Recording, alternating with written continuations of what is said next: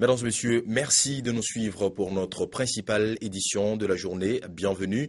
Tout de suite, nous partons avec les titres de l'actualité. 2 chasses à l'homme sont en cours ce jeudi en France. Il s'agit d'une nouvelle fusillade qui s'est produite ce matin dans le sud de Paris, faisant un mort et bien sûr l'attentat d'hier contre Charlie Hebdo. Les visages des 2 suspects sont désormais connus. Ils auraient d'ailleurs été localisés. Lutte contre Ebola, la solidarité sous-régionale s'active. Le président du Niger et son homologue du Bénin sont en tournée dans les 3 pays les plus touchés en Afrique de l'Ouest. Ce mardi, ils étaient en Guinée-Conakry.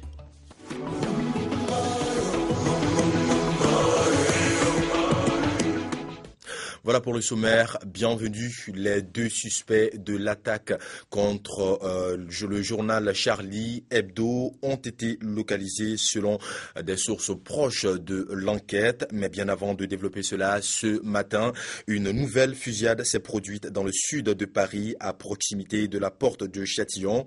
Un homme porteur d'un gilet pare-balles et d'un fusil mitrailleur a tiré sur 2 personnes.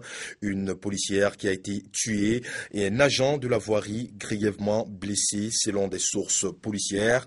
L'auteur de la fusillade est en fuite, a annoncé le ministre français de l'Intérieur Bernard Cazeneuve. Et d'après les premiers éléments de l'enquête, il n'y a pas de lien établi avec l'attentat de Charlie Hebdo. Et justement, concernant l'attentat de Charlie Hebdo, hier, un avis de recherche a été lancé contre 3 hommes. L'un d'eux, âgé de 18 ans, s'est rendu et a été entendu. Pour les 2 autres, ils auraient été localisés ce matin dans l'Aisne. Leur portrait est diffusé massivement. Chérif et Saïd Kouachi, 2 frères, nés à Paris dans le 10e arrondissement. Dans un appel à témoins, la police précise qu'ils sont susceptibles d'être armés et dangereux. Les 2 hommes ont été confondus par la carte d'identité de l'aîné Saïd, 34 ans, retrouvé dans la Citroën C3, abandonnée rue de Meaux, dans le nord-est de la capitale, dans leur fuite. Ils sont ensuite repérés à Pantin, sur les images d'une caméra de vidéosurveillance. C'est là que les enquêteurs perdent toute trace. Selon le Premier ministre, les 2 hommes étaient connus des services de police. Ces individus étaient connus des services. Et parce qu'ils étaient connus des services, ils ont été évidemment suivis.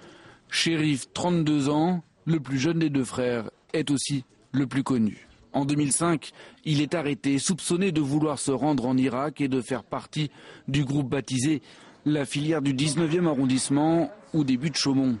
À l'époque, il se fait appeler Abou Hissène. En 2008, il est jugé et condamné à 3 ans de prison, dont 18 mois avec sursis.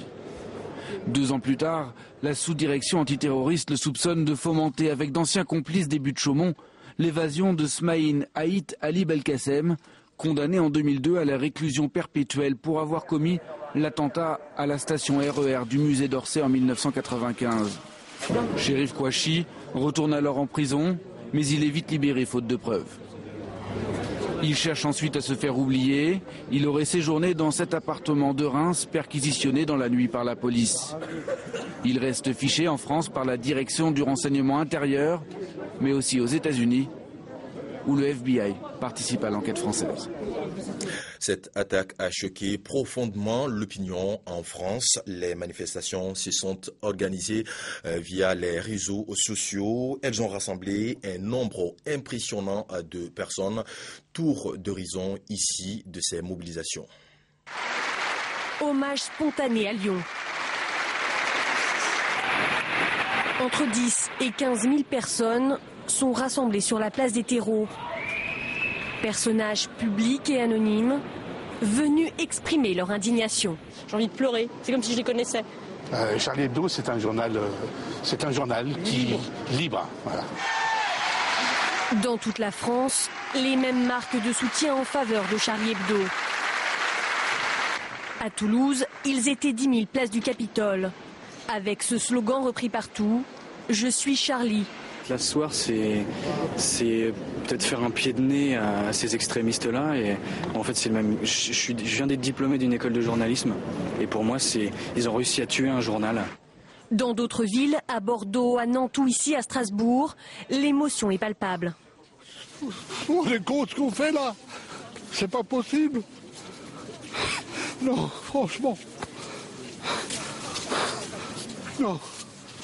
Il faut que tout le monde vienne là-haut. Il faut manifester. On ne peut plus accepter des choses pareilles. Je crois que c'est important pour tout le monde. C'est la France qui a mal aujourd'hui. Voilà l'émotion et cette dernière information. Charlie Hebdo va sortir la semaine prochaine. C'est ce que dit l'un des chroniqueurs du journal. Voilà ce que nous pouvions dire présentement sur cette actualité en France. Autre chose à présent, classement des hommes les plus influents et les dynamiques du continent africain. Le magazine Financial Afrique a rendu son verdict.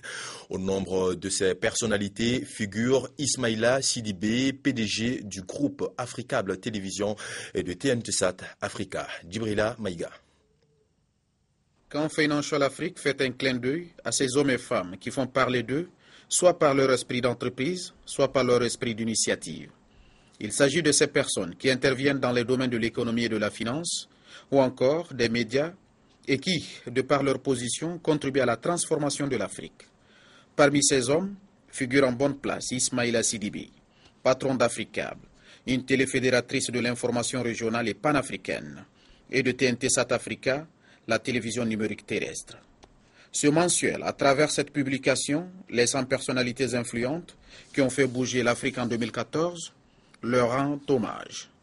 Il faut ajouter que Financial Afrique a délibérément écarté les chefs d'État et de gouvernement, les hommes politiques, ceux de l'opposition comme du pouvoir, et les acteurs de l'industrie humanitaire en général. De façon objective, la transformation du continent noir passe également par une bonne intégration, une initiative mise en exergue et prônée depuis longtemps par le groupe Africable.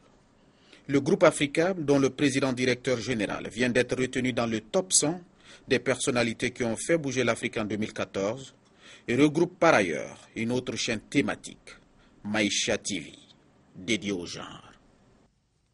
Et au Sénégal, l'âge de la retraite sera désormais porté à 60 ans dans le secteur privé.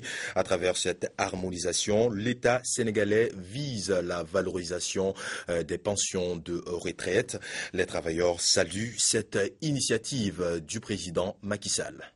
Heureux d'annoncer qu'à la demande du gouvernement, le Collège des représentants de l'institution de prévoyance retraite du Sénégal, IPRES, a adopté à l'unanimité le 23 décembre dernier une importante décision portant l'âge de départ à la retraite dans le secteur privé de 55 à 60 ans. Ainsi, l'État met fin à une discrimination entre le public et le privé. Tous les travailleurs à l'unanimité ont accueilli cette nouvelle. Et ce fut un cadeau vraiment qu'on ne peut pas mesurer. Partir à la retraite alors qu'on est toujours capable de mener des activités favorise un vieillissement précoce. Ces retraités du privé ne diront pas le contraire. Aujourd'hui, leur passe-temps reste la fréquentation de grandes places, d'où des questions de subsistance. On ne trouve pas de travail facilement dans ce pays. Mais on est obligé de s'y faire. C'est que nous sommes là à faire des recherches, à imprégner les gosses pour avoir une bonne conduite et chercher un emploi, et chercher un métier. Cette revendication ne peut pas souffrir d'aucune entrave. Nous devons généraliser la retraite à 60 ans au Sénégal et conformer les textes. Maintenant, les exceptions sont réglées dans le cadre des relations professionnelles et des règles qui régissent ces relations professionnelles. La retraite à 60 ans n'arrangerait pourtant pas tous les travailleurs. Le travail qualifié de pénible mérite un régime particulier. La discussion et la concertation sont en cours pour donner à chacun ses droits, mais en fonction. Je vais lancer en titre lutte contre Ebola. La solidarité se renforce autour des pays les plus touchés. Le président du Niger et du Bénin ont entamé une tournée dans la sous-région. Mahamadou Issoufou et Yahi Bondi ont foulé le sol guinéen mardi pour exprimer leur soutien à ce peuple guinéen.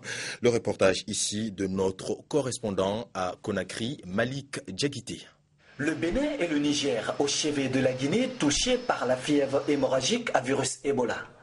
Les présidents des deux pays ont foulé ce mardi le sol guinéen.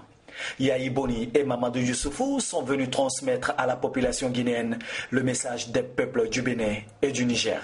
Chacun de nos pays s'est mobilisé, non seulement à son niveau, mais au niveau de notre communauté économique régionale, la communauté économique des États d'Afrique de l'Ouest, l'Union économique et monétaire ouest-africaine, et sans compter l'Union africaine, il faut le dire. Nous avons tenté d'essayer de mutualiser nos efforts et surtout d'exprimer notre solidarité au peuple guinéen. Le deuxième message, c'est de dire au monde, il ne faut pas isoler ces pays. Au contraire, il faut que tout le monde se mette ensemble. Si nous n'arrivons pas à endiguer le virus ici, ce virus-là va se répandre dans le monde entier. Un geste de solidarité africaine qui réjouit le président guinéen. Si les autres nous soutiennent, nous devons d'abord nous soutenir les premiers.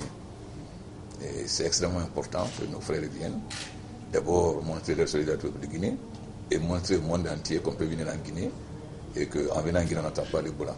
Après cette tournée dans les pays touchés par le virus Ebola, les présidents Mamadou Issoufou et Yahi Boni comptent plaider auprès des institutions de Bretton Woods pour l'annulation des dettes des trois pays qui croupissent financièrement sous le poids de l'épidémie Ebola. Les étalons du Burkina Faso profinent les préparations en vue de la CAN 2015. L'accent est mis pour commencer sur l'aspect physique. Certains joueurs ont été contraints à subir cet exercice vu leur état de forme. Précision dans ce reportage de nos confrères de la télévision burkinabé.